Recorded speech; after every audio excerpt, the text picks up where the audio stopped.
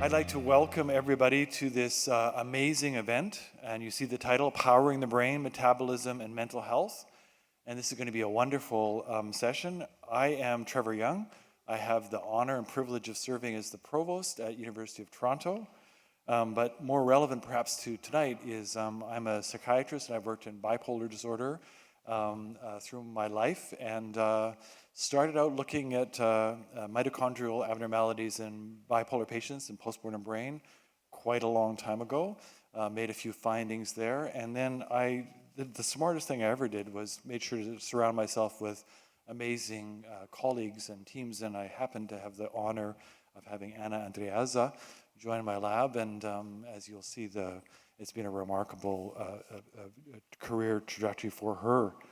I think what's so wonderful about tonight is that what we're talking about is what we are plagued with in psychiatry is having lots of biological findings, but then it not leading to any treatment or any impact. It's like this great finding, suggests the pathway could be X, Y, and Z. And here we have an example of a finding which is now turned into a therapeutic possibility. Pretty drastic and interesting therapeutic approach, but something which is really, really important.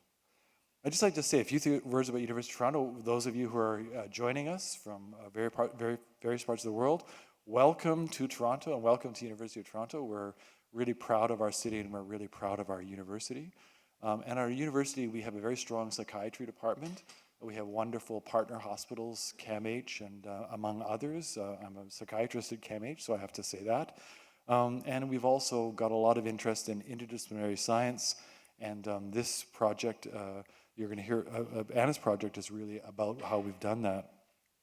I'd like to acknowledge also that the Mito2I Foundation, and under Anna's leadership, received a large grant for $24 million from the National Frontiers and Research Fund. This was a national competition, 6 across the whole country and 2 at University of Toronto, and the biggest one went to Anna for this work, which you'll hear about as we go forward. I'd like to really thank all of our sponsors tonight, SOBP, thank you very much, as well as Mito2I, as well as OBI, and I believe the Baszucki Group as well. Thank you all for making this possible. It's really wonderful. Let me end by just mentioning that this will be a wonderful evening, and we're hosted by somebody who's got 2 wonderful skills, who I've just met, J.D. Schramm, who's come to us from California. He's an expert professor in communications, taught at leading institutions, currently at UCSC, but previously at Stanford and before that. And he also has lived experience suffering from a mood disorder and going through the terrible experience of making a suicide attempt, and as I said, luckily came out the other side and is here with us tonight. So I can't think of anybody better to moderate what will be an interesting discussion. So I'll get off the stage and let that get started, but thank you all for coming here and look forward to the evening. Thank you.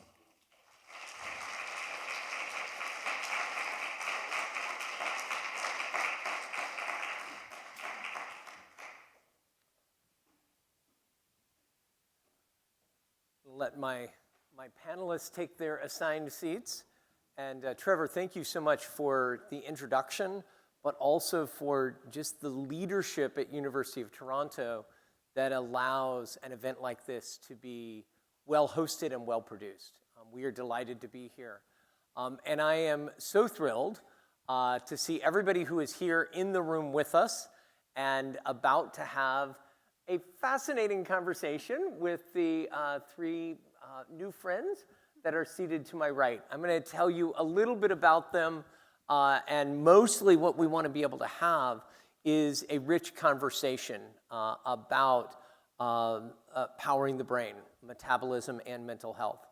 So I will just briefly introduce, you heard a little bit about her earlier as well, Anna Andreazza. Her title is listed there at University of Toronto, and it has the home team advantage for the debate we're about to unfold here. Go UFT. And when I was talking to her before the event, actually all 3 of you have an interesting, like, unexpected arrival on the stage at this point in your career. But Anna really began in pharmacy and looking at pharmacology, and recognized that the field of mitochondria and the field of pharmacology were often ones that were very far apart. And in a Q&A as a student, just asking a curious question, she saw that there was a way to bridge those two fields into the field that has now become her life's work. And we are delighted to have you here hosting us in this conversation. Seated immediately to her right is Ian Campbell. Ian is the only speaker on the stage who I knew prior to this panel. I've had the pleasure of working with him in his role as a Baszucki Research Fellow and helping him prepare for some of the talks that he's delivered. He comes to us from the University of Edinburgh, so he gets the long distance award for the stage. I don't know that you get it for the room. We'll find that out later. And much like myself, he came to the field with a lived experience of bipolar type 2 and has been able to take that lived experience into his research and make a real difference for other people who struggle with that. And seated at the far right, Dr. Dost Unger, as you can see from his bio, Harvard Medical School and working at McLean Hospital. He shared with me, hopefully not confidentially, because I'm about to tell all of them, that he was originally going to be a neuroscientist, but the allure of the clinical work drew him into psychiatry. And so all three of you have a remarkable body of work. You represent wonderful institutions and great bodies of research. And so we're going to look today at the topic of metabolism and mental health.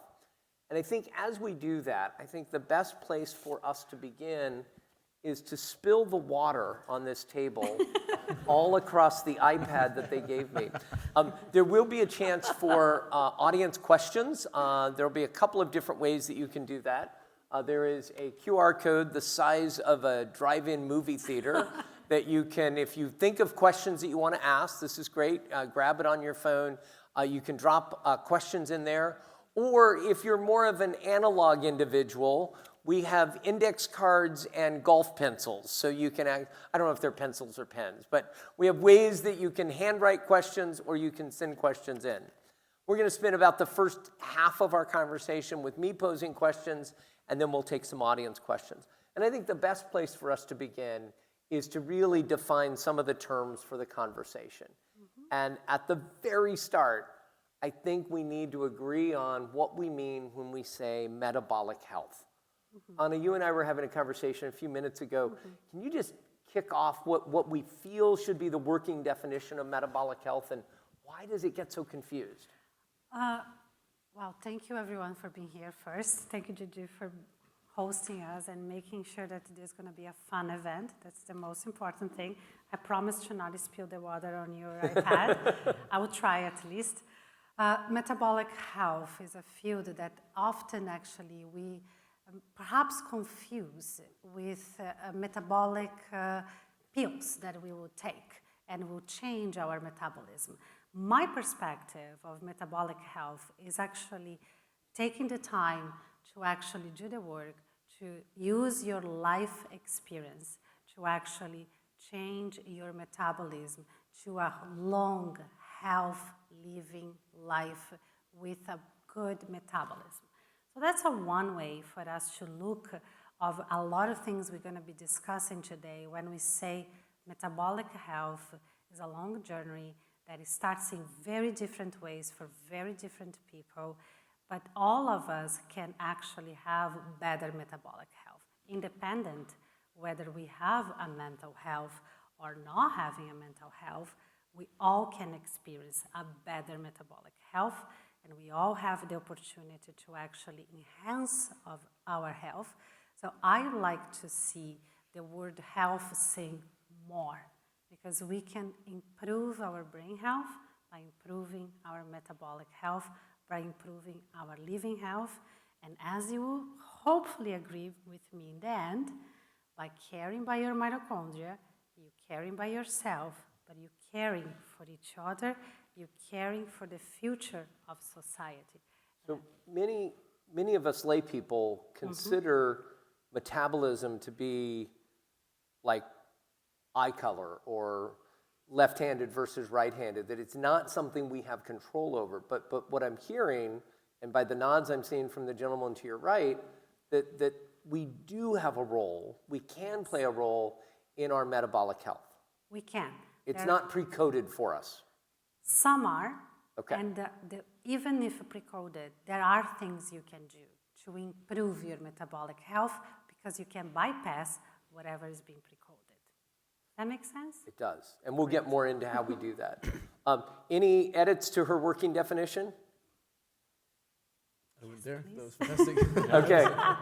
Wouldn't dare. I love that. I think you should dare.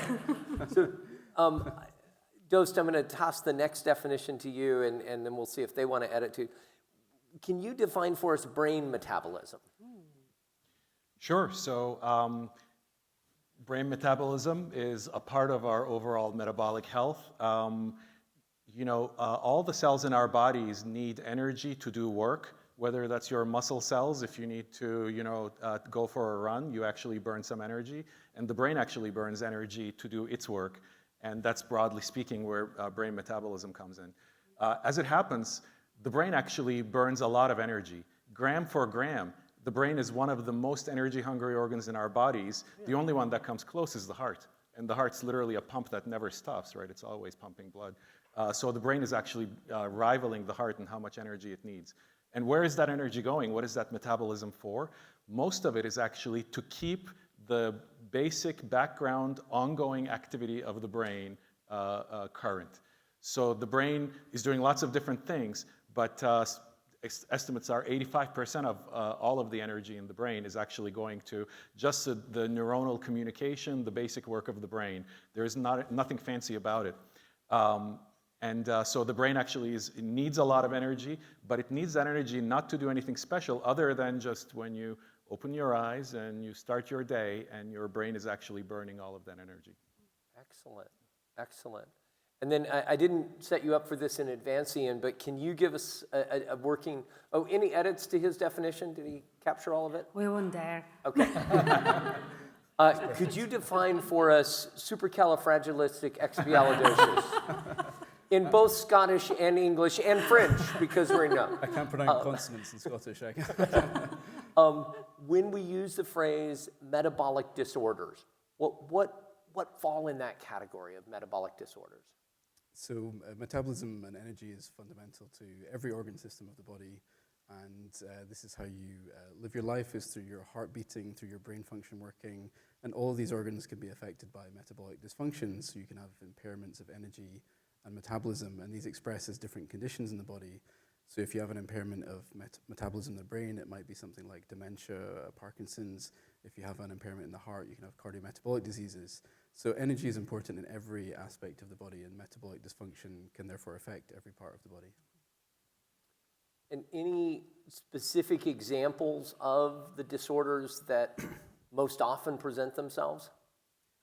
So the kind of obvious ones would be type 2 diabetes, type 1 diabetes, are clear metabolic conditions. But what we're kind of learning, and what some of this event is about, is that energy is very important in the brain, as Dos was saying. The brain is a hive of metabolic activity. It's constantly humming away. Even when you're sleeping, the brain is burning lots of calories and using lots of energy to maintain itself. And you can think of neurons a bit like a kind of spinning top. They need to be in a high energy state to be stable. And if they lose energy, they kind of collapse in their function. So your brain is really predicated on having lots of energy flowing to it constantly. And even small disruptions can result in symptoms. Right. Excellent. Anything the others would add? So I want to get to your unique perspectives in the field in a second here. But there was one term that we didn't define, and that's neurotransmission.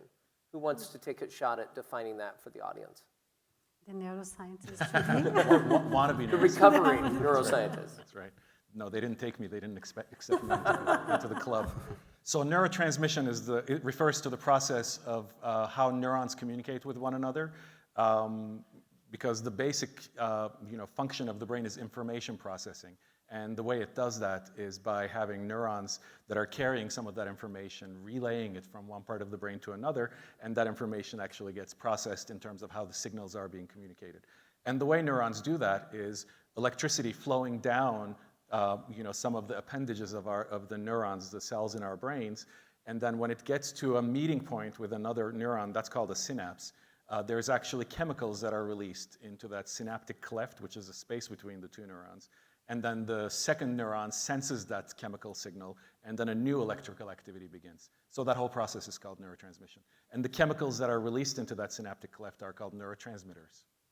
And that is at the heart of both healthy brain metabolism as well as dysfunctional brain metabolism, is that firing, that moment of neurotransmission. You got it.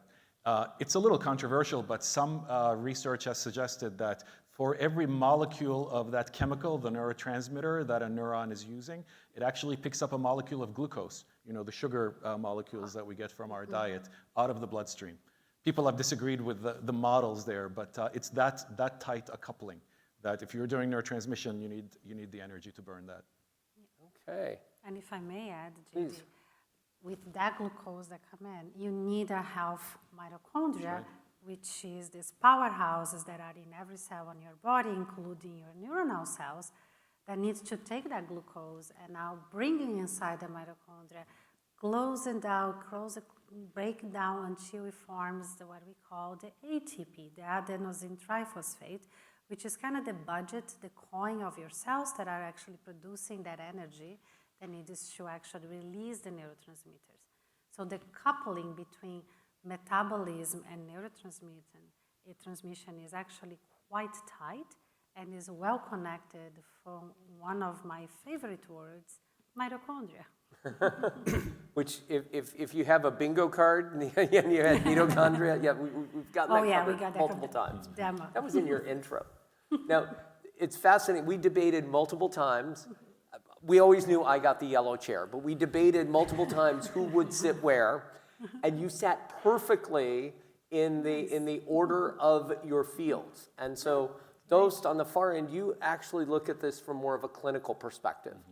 And Anna, you look at it very much from a basic science perspective. Exactly. And Ian, sitting between the two of them, like Switzerland, you really are, your work is in the translation of the basic sciences to the clinical sciences. So knowing those three camps, if you will, that you're coming from, how does that perspective inform the research that you do and the science that you advocate for? Anna? Should I start? So for me, I have a very curious mind. So I often ask myself, how does this work? How I get to that outcome? Let's mean the outcome is neurotransmission that we are talking. What is involved in neurotransmission? How can I model that to actually provide Ian with models that he can take the clinical insights from Dost and test in that model to translate into a medication or a treatment for them. So my research is really informed by both of them, by understanding what a clinician is curious about, what a lived experience person is curious to understand how the body should change, because sometimes both don't come actually hand to hand, and I learned that over my career that I have to talk with both to actually model that. So I bring all that information in my lab, and I now try to find the models that I can provide to them to now test together a better understanding the new therapies. Sometimes when we forget to talk with both camps, we end up with medications or therapies that lead to difficult side effects for the patient. So what may make sense at the bench doesn't make sense at the bedside or in the therapy office. And if you're not cognizant of the other parts of the value chain, you can create stuff in isolation, which then doesn't see the light of day. Absolutely. Can I give a quick example on it? Please, yeah. So let's say that I create a model, which are neuronal cells in a dish that are talking to each other, and those come and say to me, I want to enhance neurotransmission. And I create a model that can have, and we test it out to enhance neurotransmission. But I didn't ask, or we both didn't communicate well enough to ask the patient, wait a second, but what kind of endpoints you want for your better quality of life? Is you want So what is the outcome that you're shooting for? Exactly. Then the model that I have to design is very different. I will have to bring other type of cells in that, which are the astrocytes, to actually modulate that. So I will change the model to respond to a better communication. Translational science, basic science, clinical science cannot happen without the three together. Okay. Sorry, this one. No, I thought you were going to jump in and give the translational science, and I was like, no, let Ian, he's that guy. So what is translational science and how does it fit in the equation? Yeah, so to complement the kind of translation of the science you're describing to clinical work, there's the kind of having the patient as the third part of that triangle means that what you're doing is going to be relevant to patients and obviously effective for patients. You want to know that this is really working for them in their own words. And so one of the things we've been talking about neurotransmission and metabolism, and one of the things we're told as someone with a mental health condition is that this is a disruption of neurotransmitters and imbalance of neurotransmitters in the brain. And it doesn't feel like this as someone with a mental health condition. And if you've experienced this, I'm sure you can relate, that depression can feel like a very profound deprivation of energy and function to the point where you can barely move. You know, there's these states of catatonic depression where people can't leave the house for weeks or months on end. And it doesn't feel like it's just an imbalance in neurotransmitters. It feels like your whole body is affected. So that the patient perspective can bring these perspectives into research, and you can start to build links with, so I would say energy feels like a much more fundamental feature of the condition, and this is what Anna's research focuses on, mitochondrial function and energy. But these things do downstream affect neurotransmission. So you could think of it almost like, you know, you're in a car and the kind of cabin is filling up with smoke, and you're told, you know, the way to fix this is to fix the air conditioning. But, and this is what the neurotransmitter explanation feels like. It's like, but why is the car filling up with smoke in the first place? Shouldn't we fix that first? and you know, what if the engine is on fire? What if the thing that's generating energy to this car is on fire? And if you fix that, then everything else will be sorted out downstream. So I think some of this research is beginning to look into the more fundamental aspects of what mental health conditions are, and by looking at energy and mitochondrial function. If any of the people in the room were in my workshop today where we talked about communicating science to lay people, the use of analogies. That was such a clear analogy in terms of what that can feel like to the person with lived experience. So then from a clinician's point of view, how does all this come together to you to reach the patient who would be in the fourth chair over there? Yeah, absolutely. So, I mean, it's been set up so beautifully. Psychiatric disorders are common and many of them can be severe. There's a lot of unmet need in our field. There's a lot of suffering. The treatments are not what they should be. The medications that are out there and the psychotherapies that are out there are only partially effective, and they're associated with lots of side effects or with high burden, like in psychotherapy, if you have to be, you know, going weekly for months and years and so on. So there's great pressure for better treatments. And this can create, you know, kind of difficult situations where any new development is met with great excitement, or there's hype around it, and then there's disappointment when it inevitably falls short. So we have to be mindful of that too. But I think, you know, the growing awareness and the discovery of really the deep connection, the profound connection between metabolic health and mental health has led to a lot of new excitement because of the situation that we're in. You know, mainstream psychiatry has learned the hard way some lessons about not pretending that any treatment or any solution will work for everyone, and not pretending that the side effects aren't worse than the disease sometimes, and trying to keep a brave front, trying to get patients and their families to come along for the ride for the solutions that we're offering. Of course, you know, we're in a much better position than we have been in past decades, but we're not where we should be. So I think there's great excitement, and that's why we're all here tonight, because, you know, metabolic research has been going on for decades. We've learned a lot about the basic biology of how energy actually is created and used in the body. And we know a lot about other metabolic disorders in the rest of the body, like diabetes and you know, thyroid disorders and other things that we have lots of hooks into. If we can actually turn some of that into progress for mental health, that can actually be transformative. And that's, I think, the excitement from a clinical point of view, while always keeping in mind not over-promising and under-delivering, because that's a very real challenge.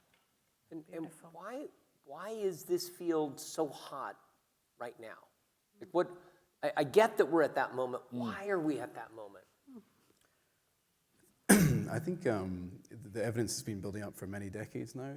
The neuroimaging data about disrupted glucose metabolism in the brain has been there for many years across psychiatric conditions. The prevalence of metabolic health conditions in psychiatric conditions goes way back in history to Sir Henry Maudsley in the 1800s, Emil Kraepelin, the founder of modern psychiatry in 1921. These are historic descriptions of these metabolic abnormalities in patients. And so this has been a long time coming. And for patients, they experience these profound shifts in energy and metabolic function that aren't well recognized as core parts of the condition. So I think there's just a massive evidence that has accumulated, and there's now emerging therapies that could be helpful, such as things we're exploring in research, ketosis, diabetes-type medications. So I think it's the combination of this huge amount of evidence building over decades and now possibility for treatments. So it's almost like a boulder or a snowball that is gaining in size and mass, and yet then there was a tipping point of it being able to come together with therapies that were working. Is that kind of the perfect moment? Yeah, that was the analogy I was looking for. Yeah, absolutely. It's I think what's exciting for patients and clinicians is when you have an evidence base and a rationale for something working, and then a potential for a treatment. That's the kind of what really lights the fuse, is the potential to help people. I think all of us in psychiatry and in research are trying to serve patients ultimately. And so when there's a real opportunity to help someone in real life and help them feel better and help their family, that's when it gets exciting for people. And may I add one? Please, yes, Anna. One thing that I think... Just so you know, you guys can interrupt too. It's just not just Anna. Go ahead. Okay, I will interrupt much more, don't worry. So I think what actually really helped as well, Leon, maybe you agree with me or not, but is actually the technology advanced so much through this past decade that allowed us to provide answers that we were craving for so many years. Like the researching in stem cell research, the creation of brain organoids, this little brain in the dishes, help us really to look inside of what sometimes we could not in real life. And I think that was a tipping point, along with therapies that we become more recognized. Nutrition become to be part of a therapy, which before was using a word of diet, and now is called therapy, which is, I think, another wonderful change for this field. Well, and correct me if I'm wrong, but mental disorders have recently, or for a while now, have been energy disorders. Like you were describing, both of you were describing situations where you just didn't feel like you had the energy to move forward, and yet that was a mental disorder that was presenting as an energy disorder, or vice versa. Can you clarify that? Yeah, start with this, Ian? So the condition that I live with and I study, bipolar disorder, is particularly notable for changes in energy. When you're hypomanic or manic, you have these incredible surges of energy and productivity, and then when you're depressed, you really almost can't move. It's like it's like you're wearing a suit made of cement. It's really hard to describe how profound those states of inhibition are. And I think there's something interesting to learn about bipolar through this, because when I speak to patient groups, one of the most common things they describe is seasonal variation of this energy and metabolism. So in the spring, people tend to become manic. This is shown in hospitalization records in Taiwan and many countries, where the hospitalizations increase in the spring for mania, and in depression in the winter. And this is related to the changing light conditions and photoperiod.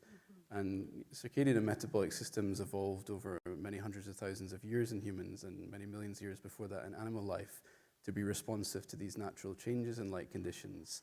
And it was basically a way of conserving and utilizing energy efficiently so you can maximize energy use in times like the spring when there's a reason to engage in survival behaviors, and to reduce your energy expenditure in the winter when there's less opportunity. So I think there's a real evolutionary and conceptual basis for why these seasonal variations occur. I have a paper on this called Metabolic Plasticity you can read if you're interested in this topic. And the so it's both that the research and the technology has amassed and moved forward, but also humans have evolved in that process. Yes. Yeah, I mean, the circadian, the kind of most notable features of bipolar, which I study, were mentioned by Mel Kreplin in 1921. He's considered the founder of modern psychiatry. Over 100 years ago. Yes, and he noted sort of three most common symptoms in his patients. He said marked disorders of metabolism take place. He had very detailed drawings of metabolic graphs, weight, and so forth of his patients. And then he said that circadian and sleep disruption are the most kind of significant symptoms presenting in patients. And then thirdly, he mentioned this seasonal variation. He describes it kind of poetically, and he said, repeatedly I see in these patients melancholia set in the autumn and pass over in the spring when the sap shoots in the trees. Wow. And what he was pointing out is that there's a kind of variation in our evolutionary history and nature throughout many different types of life in metabolism throughout the year. In bipolar, this is very exaggerated and pronounced. And I think that these were always core features of the condition. But we got really focused on certain receptors and transmitters and so forth, and really doubled down on those and lost the bigger picture of what patients have always, and psychiatrists who observe them have always known about this condition, this energy dysregulation. Very good. Dose, please. So I want to get back to, why is this field getting hot now? But I think, there's a lot more we need to learn. On some level, saying that there's an energy problem is, sort of everything in the body needs energy. So if your body has a problem, there's probably an energy problem. So that can seem trivial. But when we discover that certain kinds of energy problems are linked with mental illness, that begs the question, right? Why do some people get sick and not others? And why do some people have this problem and others have another problem? And how is that related to the underlying energy metabolism? We don't know. And not everybody with a metabolic problem has a mental illness, and not everybody with a mental illness has a metabolic problem. So, there's a lot more we have to understand about the specific pathways that get people to where they are, so then we can actually turn that into treatment, match the intervention with the problem the person has. But it's sort of related to that. Why is the field getting hot now? I think it's because of the ketogenic diet, with the growing awareness that there are some people with severe mental illness who can respond in dramatic ways when they go on the ketogenic diet. And not everybody, and it's not easy to do, so it's not like this is going to be a miracle cure and everybody goes on the ketogenic diet and you don't need a psychiatrist anymore. But there are people who have the kind of response that I personally have never seen with medications in my career. Wow. Clearly something important's going on here. And we need to understand that better and, as fast and acutely as we can, because there's something there. If we could figure out what that active ingredient is and, bottle it and improve upon it and have ever better treatments, we might actually make a real impact on severe mental illness. I'm glad you introduced that, and questions are coming in. Thank you for people who are entering them. We'll be pulling some of those into this, and there is a lot of interest in that. But it's also being able to move the phrase ketogenic diet from nutrition to mental health care. Yeah. And really having the science of it, not the hot diet of the month, but have it actually be understood because of the science behind what that can do for the individual. I also really liked, Dose, the way you pointed out, not everybody with a metabolic disorder has a mental health issue. Not everybody with a mental health issue is it metabolically, but there is a lot of overlap in there. Right. There is a Venn diagram that covers those.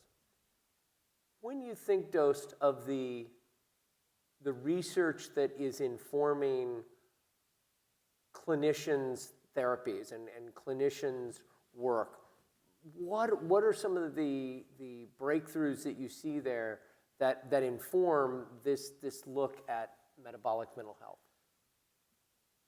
I think we're in the early stages of that. I don't think that transformation has really happened yet, but the research is very promising. And again, clinicians who see the occasional patient who goes on a ketogenic diet and does dramatically better realize something important is happening here. So that's where we are. The other thing that's probably farther along is better awareness among clinicians of the importance of metabolic health in general. That has an unfortunate history behind it, which is the side effects of the medications that we use to treat psychiatric disorders, which cause a lot of weight gain and the metabolic syndrome. So psychiatrists have become better at recognizing these problems and targeting them and treating them and not ignoring them. So we're definitely better with the rest of the body, but we're not quite there with the brain disorders. And our weight gain or weight loss is something that is really evident to the people who see us regularly, but our mental health may not be as evident to them. A question from the audience came in tied to this. Is the weight loss stabilization from metabolic interventions part of the mechanism why some people are seeing improvements in their mood disorder? Who wants to grab it first? Yeah, I mean, you could say yes, because by definition, ketosis is burning body fat. So you're burning body fat and it turns it into these energy molecules called ketones. And so and these fuel the brain. And so you could say, yes, the body fat loss is related to the production of ketones, which seems to be related to the mental health benefit. But this was first noticed in 1921 at the Mayo Clinic by Russell Wilder, who saw that his diabetes patients stopped having seizures when they were fasting. And so they were burning their body fat and fasting. Yeah. And he got in touch with the neurology department and said, I think you should probably look into this. And it led to 100 years of clinical use of ketogenic diet in epilepsy, 13 randomized controlled trials. It's an established treatment for epilepsy. And why that's interesting for psychiatry and mental health is because many of the medications we use to treat epilepsy are used in bipolar disorder. Many of the main medications used for bipolar come from epilepsy treatment originally: carbamazepine, lamotrigine, Valproate, and so forth. And so when you see another type of epilepsy intervention showing effects on people's mental health, I think it's really worth researching. And how, I want to get to your comment in a second here, how wonderful, and I'm looking at particularly the younger scientists in the room, how wonderful to have that cross-disciplinary engagement with this so long ago. To go down the hall and say, hey, can you come look at what's going on in my lab right here? Yeah, but I want to strengthen a point, because Ian, you make a very good point that when you lose fat, you're actually releasing ketones, and that's part of the metabolism of the ketogenic diet. But interesting, Gigi, is that BMI not always correlated with better outcomes. So it's not just losing weight, it's actually you need to be targeting with the right fuel, the right therapeutics to make the fat cells to actually decrease the fat cells to actually enhance. And that's what we're seeing, in my perspective, the best therapeutic effects. So that's something that we all should keep in mind, is not being thin, is actually being metabolic fit. And that's what will bring us the best health. And is there, this is why you have a layperson moderate, because I've got to translate this a little bit, but is there then a risk, is there a mental health risk in somebody who loses too much weight too quickly, or loses weight in the wrong way that doesn't have the positive impact that we were just describing? Is there a flip side of that? I would love to hear those input on that as well. Yeah. But I would just say one thing. My perspective, yes. If you lose weight too fast, you're not losing just fat. You're losing muscle mass. When you lose muscle mass, you're actually doing the opposite what is fat, releasing good ketones. So you actually putting your mitochondria, which is our energy source, in strength, working too hard and not leading that energy to your brain. But Dost, I love to hear what you have. For many health outcomes, there is an inverted U-shaped relationship between BMI and the outcome. So for longevity, thinner people typically have better longevity than people who have higher BMIs. But if you go too low, there's actually longevity drops off again. heart disease. There's a few other things like this, so there's clearly a relationship there. Another question from the audience, is intermittent fasting an effective treatment for mood disorders like anxiety? Yeah, and I just want to mention as well that ketogenic diet doesn't necessarily mean losing weight. Many people can maintain their weight, put on weight. This is kind of why it was developed to mimic fasting. So you can maintain body weight, put on body weight with a ketogenic diet as well. And intermittent fasting, again, it can induce the state of ketosis because you're burning body fat through fasting. And so I'm not aware of studies, perhaps Dos would know, of it with anxiety, but there may be. I'm not aware either. I mean, this is just an example. There's so much more work that needs to be done for a lot of these questions. Can I just point out, speaking of fasting, a long time ago, I was a medical student when a neurologist was giving us a lecture about seizure disorders, and he mentioned the ketogenic diet. Back then, of course, I had no idea that I would be interested in it myself later. And he pointed out, most of the world's major religions have fasting as part of their practices. True, yeah. And he said, probably the ancients recognized that you get a feeling of wellness if you fast for a day or two. And people feel better, and sick people actually heal, so to speak. People with epilepsy, of course, back then. So there's probably a connection there. But one thing about fasting is actually, and also entering ketosis, you release inflammation in your body. And a lot of our diseases with mental disease is actually related to accumulation of low chronic inflammation. So that's potentially another connection. I'm going to go one more in this round, this level of questions, and then there's a number of questions coming up about mitochondria, so I want to get back to that. All from Anna's lab, interestingly enough. No, I don't know who the questions are from. The last question on weight management for now. If weight management is helpful for mood disorders, can GLP-1 drugs like Ozempic be used as part of the treatment? Another open question. Work is literally ongoing. We actually heard the results of one study today. So it's just really early days. It's unlikely that GLP-1 agonists are going to be direct and first-line treatments for psychiatric disorders, but they might become part of the metabolic health package. Part of it. So that remains to be seen. A treatment of. We should also say, people in the audience might have heard, in the early days when GLP-1 drugs were becoming common, there was this observation in Europe in a couple of small countries of a connection or relationship between starting a GLP-1 agonist and suicidal ideation. It turned out to be a red herring. It was literally based on a couple of case reports, a million people going on it and 2 or 3 new cases of suicidal ideation. In massive databases now, that relationship has really been disproven. So if anybody's heard, GLP-1 drugs might cause suicidal ideation, that really does not seem to be the case. Thanks for that clarification. Yeah. And one of the risks that we all have when we get into these conversations is what research is out there, what have I heard, what can I trust, right. what do I, and that's why I think these discussions are really valuable for us to have. I want to move to some of the questions about mitochondrial health. One participant has asked, can red light therapy be used to improve mitochondrial health? And while I am there, now let me just stick with one question at a time. So red light therapy has been shown to improve a molecule inside the mitochondria called cytochrome C oxidase. Don't worry so much about the name.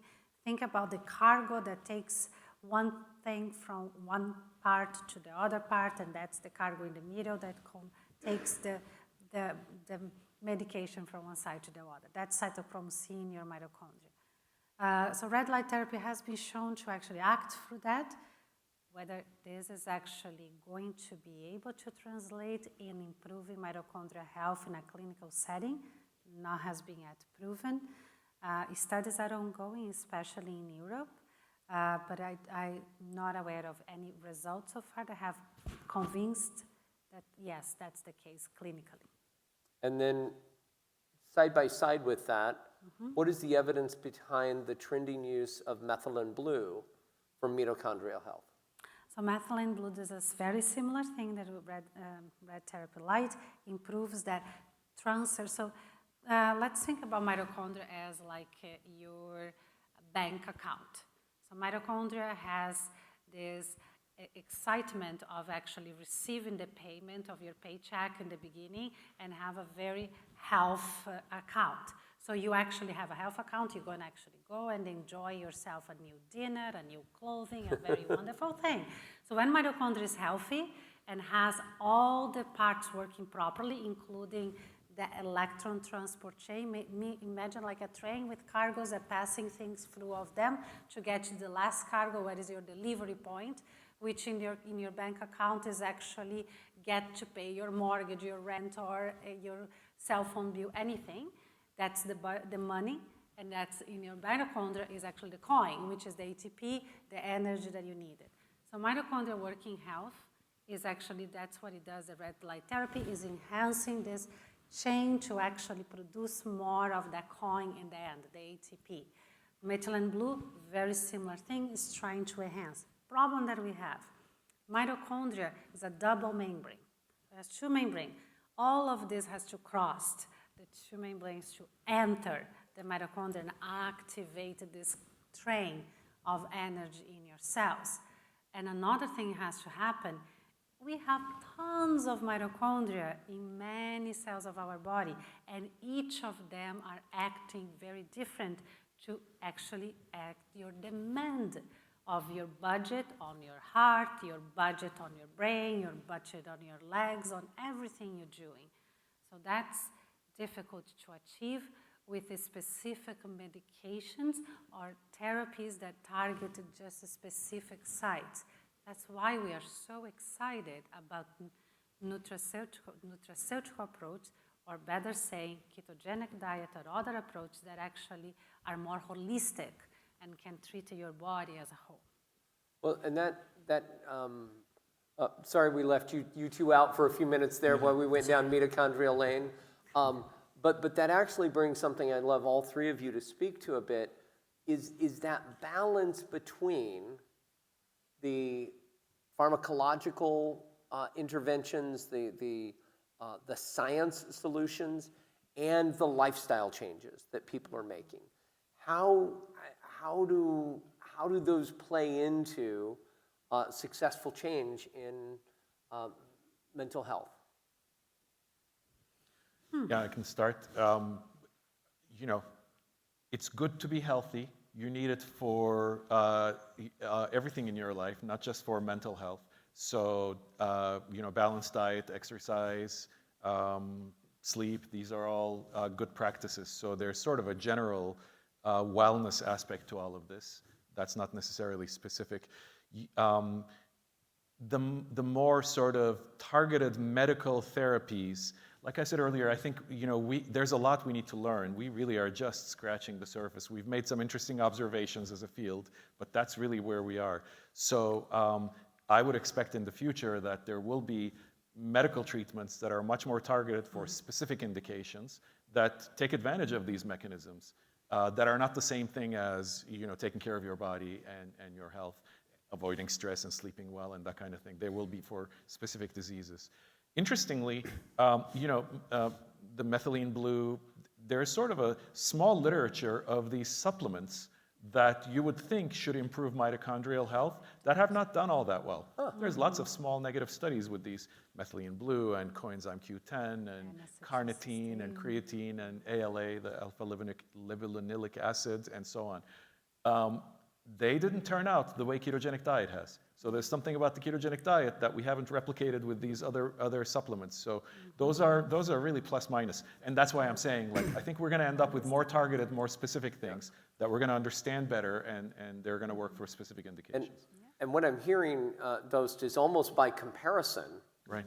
We can see the elevation of the ketogenic diet because of what we're not seeing in some of the other studies. At least that's where we are right now with, just a glimpse that we have into this field. And I'm curious, and I'm going to start with you, Ian, are there specific lifestyle behaviors that are having more of an impact that are supportive of good mental health that you would see or you would encourage? And then if either of the other two you want to jump in there as well. Yeah, so if I could build on your question about pharmaceutical approaches and nutrition approaches. I think if you look at the kind of analogy we were talking about before of this car and it's filling up with smoke, and you've got a number of options. You can try and fix a kind of core issue with the engine, which would prevent all these problems, or you could try and address the air conditioning and try and fix it that way. Whenever you have a fundamental problem with something like the body, like say the car engine, all sorts of things go wrong with the car. There's lights flashing, there's smoke filling up, the car is shaking. And you could look at all these symptoms individually and create a targeted treatment for them. And this is how science and treatment generally works, is you take very specific targets, say a neurotransmitter, and you block the reception of that neurotransmitter in the brain. And much of mental health research has been predicated on these types of treatments. But I think if you fix more fundamental metabolic problems in the brain, you'll see many of these systems come into balance in a way that wouldn't be possible through just targeted. And I'll give you a specific example. Glutamate is in the brain is a kind of excitatory neurotransmitter in the brain. It really lights up the brain. And in bipolar and in epilepsy, this has been known as a significant marker of these conditions. And you can treat this by blocking glutamate at the receptor. You can target this glutamate molecule and block it. But you can also downregulate glutamate through ketosis. We've seen this now in animal studies, human studies, in our pilot study with bipolar patients. You can regulate this neurotransmitter by fixing the metabolism. So I think by focusing on fixing the engine of the car, everything else then begins to fix itself in some circumstances. It doesn't cover everything.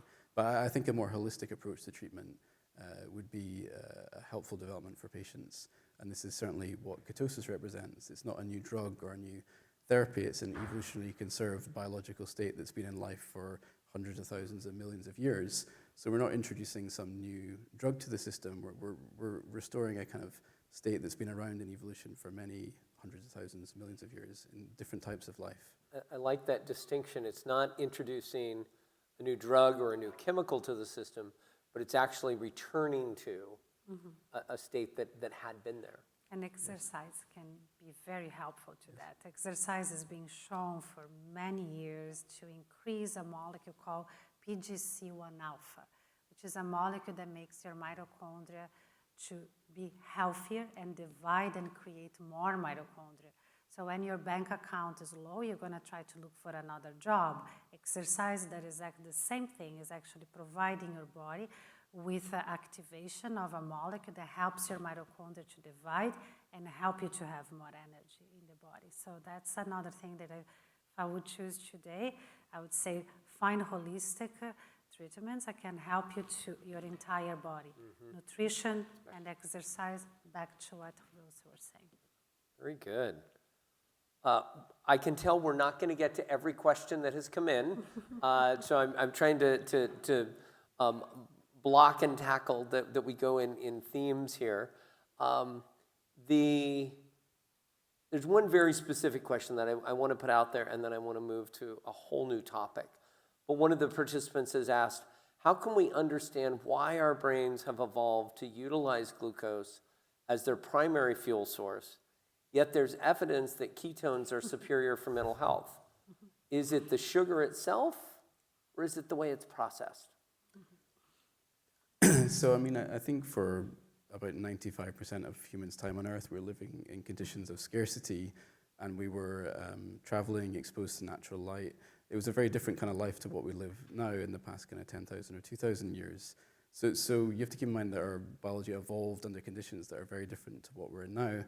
And in those conditions, you can store about 2,000 calories of glucose in your body as glycogen, but you can store well in excess of 100,000 calories as fat. Wow. So as a survival fuel, fat was an essential survival fuel for life to evolve, because if you became ill or if you had low temperatures in the winter, you had to rely on this metabolic fuel source you could store in large amounts. You could only have 2,000 calories, like a day of glucose. So I think the human brain evolved to run on glucose and ketones for this reason. It was essential for life to survive, to have these two options, the massive store of 100,000 calories in fat or the 2,000 calories in glucose. And you can actually find the brain preferentially uses ketones if you upregulate them long enough. So it can become the primary or fuel source in the brain, although glucose always does play a role. In fetal, our brains use only ketones. So Say that one more time. When we are in the fetal when stage, we're in the womb, in vitro. womb, we actually use ketones preferentially to glucose. Huh. Interesting, huh? Do we get continuing medical education for this panel? Because I'm learning a lot up here, and I don't even have a degree. I need to keep current. Isn't that interesting? So we're going to go Yeah. somewhere completely different now. Thank you to whoever brought this next question up. And it's not one we brainstormed in our prep call that I thought would come up.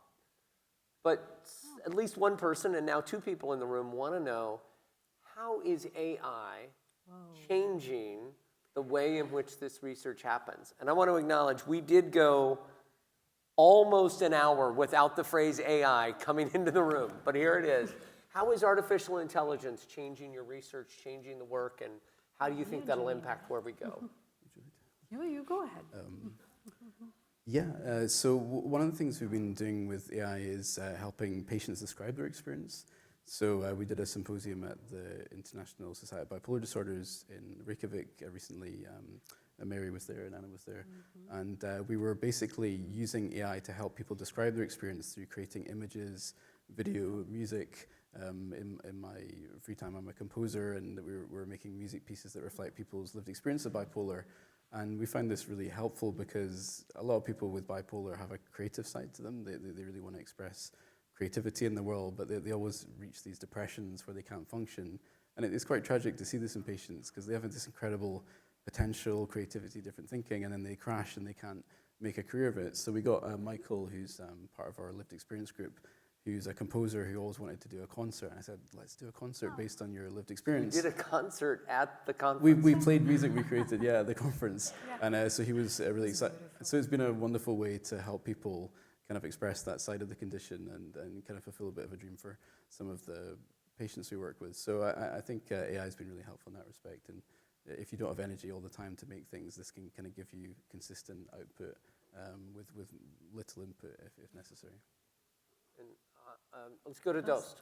I just want to say, if you're interested in how AI is impacting psychiatry, research, and care, sign up for the SOBP conference that starts here tomorrow morning, Toronto Center Hotel, Sheraton Toronto Center.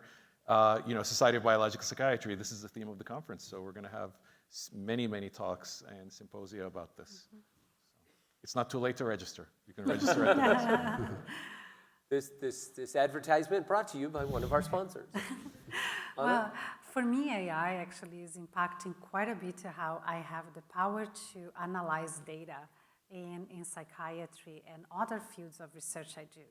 So AI has helped me to combine two areas that was not possible before: genetics and mitochondria functional metabolomics, meaning like the metabolites that mitochondria produce, how I combine these two and understand how this is impact the clinical effects.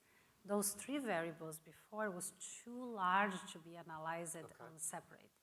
AI allowed us to create machine learning algorithms that can tell me, look, this amount of genes are changing that is leading to this clinical outcome that is done by this specific changing in the mitochondria.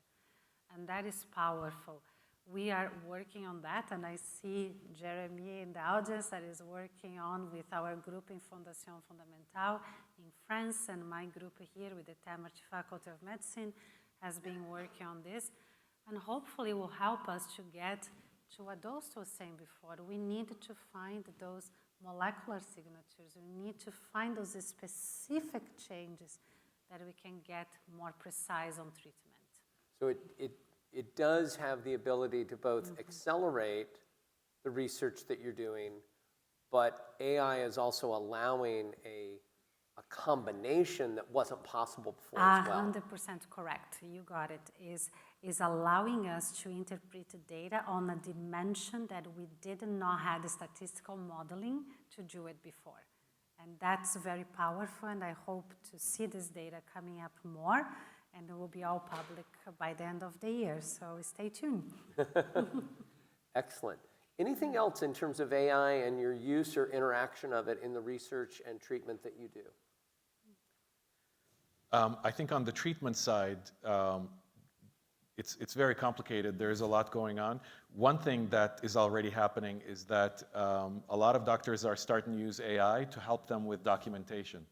So, there's software that can sort of listen to the interview or, the visit that you're doing with a patient and then summarize that for you so that you can actually have your note, your documentation already started for you.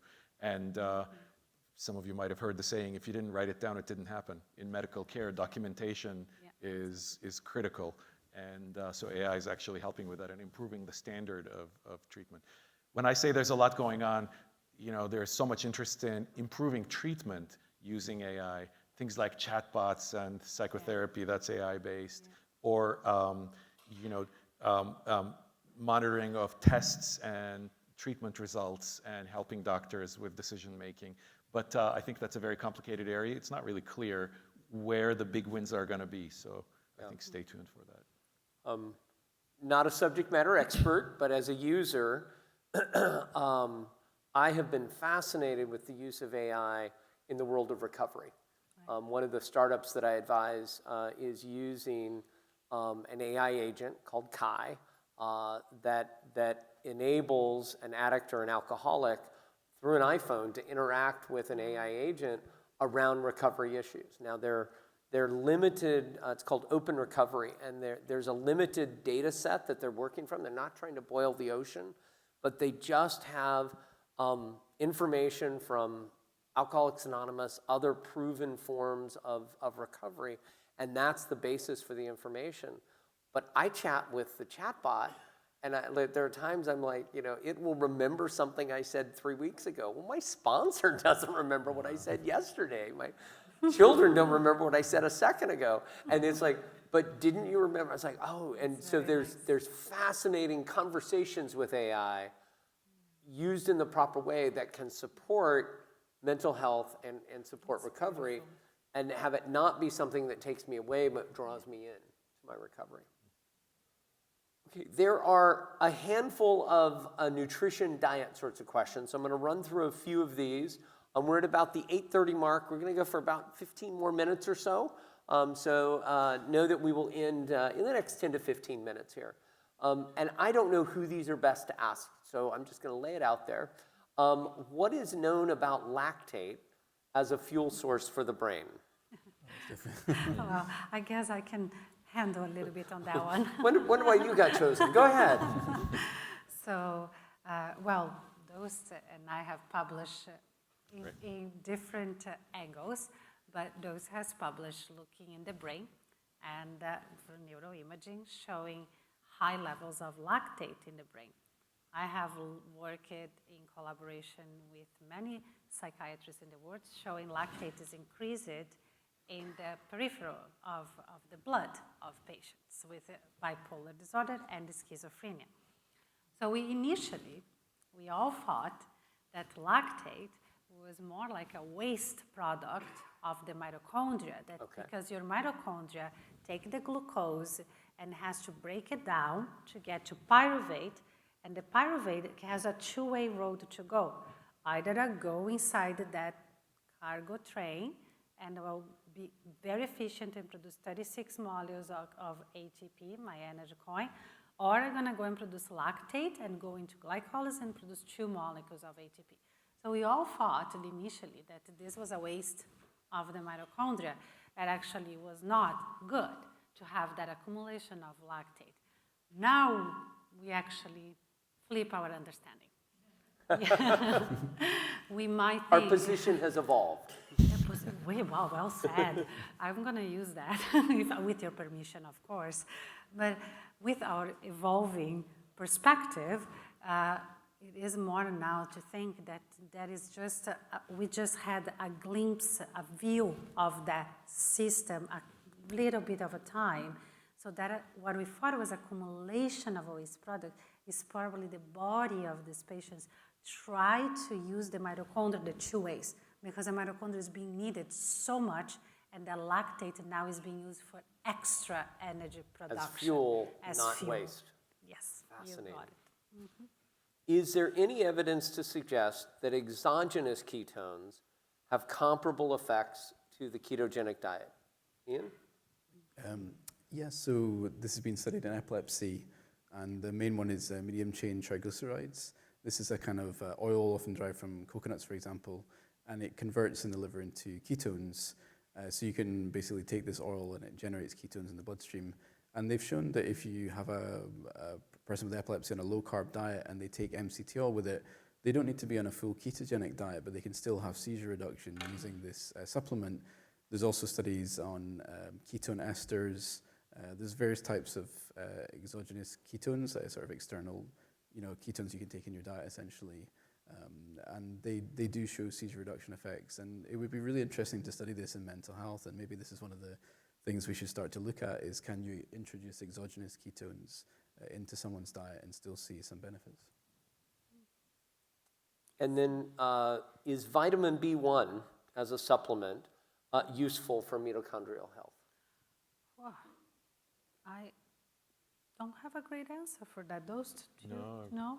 I don't know. the answer. I have heard about vitamin B6, but B1, I have not heard that one. So I think this falls into the category of more areas that we need to spend time studying. That's right. Exactly. And looking at what the connection is. So I'm going to ask one more broad question, and then I want to come back to you on to have you just talk a little bit more about what's specifically happening at the University of Toronto. Perfect. But the broader question I want to ask, and we've touched on it in different ways, but to just put a finer point on, why do some treatments, like antidepressants, fail for some people, but work for others? Dost? Oh, I wish I knew the answer to that. I could monetize that, as they say. So biology is complicated. All of our bodies are different. There's no such thing as a treatment in all of medicine that works for everyone. So there's lots of reasons that we don't really fully understand. But it's a universal rule that psychotropic medications, whether it's antidepressants, antipsychotics, and all the others, even if they work for an average patient, at the group level, for any given individual, it's really hard to know whether it's going to work or not. And then, unfortunately, this leads to the current state of the art, which is trial and error. We also don't have good predictive tests to say, this patient should be on this medicine because they're going to do better if they are taking that medicine. So this is really a key problem in all of psychiatry, and it remains unsolved. We have lots of hooks into this problem, specifics about the chemicals, the neurotransmitters we talked about, the receptors that sense those signals, or the activities of the neurons that are doing the communication, but no specific information about, this antidepressant works for people with this profile, but not for people with this other profile. So Anna, can you just talk to us a little? We've got so many people here who are from Toronto. Can you just give us a little bit of a snapshot of what are some of the breakthroughs and exciting areas maybe that we haven't yet touched on that are happening here at the University of Toronto? So I started by telling you about a resource that is available to all of you in Toronto, which is called the Mitochondrial Innovation Initiative, which is a foundation of the University of Toronto, where we bring brain health and mitochondrial health accessible to everyone. We do fund scholarships, we do fund research, but we also have enormous free available resources for everyone in the community that want to learn about mitochondrial health, want to learn how mitochondrial health play a role in brain health. We have podcasts, we have informational sessions and training sessions. So that is a great way to stay connected with your community in Toronto, from clinicians to researchers to patients to NGOs, OGOs. Everyone is actually part of this. We have about 637 members in our community here, and we want to grow. So be part of that and work with us to learn more how you can stay involved. Toronto has incredible work has been done with metabolic psychiatry. Maggie Han and Mahavier at Center for Addiction and Mental Health, they have pioneered the open of metabolic psychiatry clinics in Cambridge and continue working non-stop to bring more metabolic psychiatry clinics available in other areas of town and not only in Cambridge. I see Ben Goldstein here with us, and he's pioneering work in youth bipolar disorder and trying to understand how can we actually understand mitochondrial health, metabolic health as early as possible in the disease? Can we prevent any alterations? And I think that is a fascinating question that worth us to stay connected and learn more from all the work in here. I think I covered a little bit. Excellent, excellent. Thank you for that. So give you a little bit of warning. I'm going to come back to each of you for your final thought.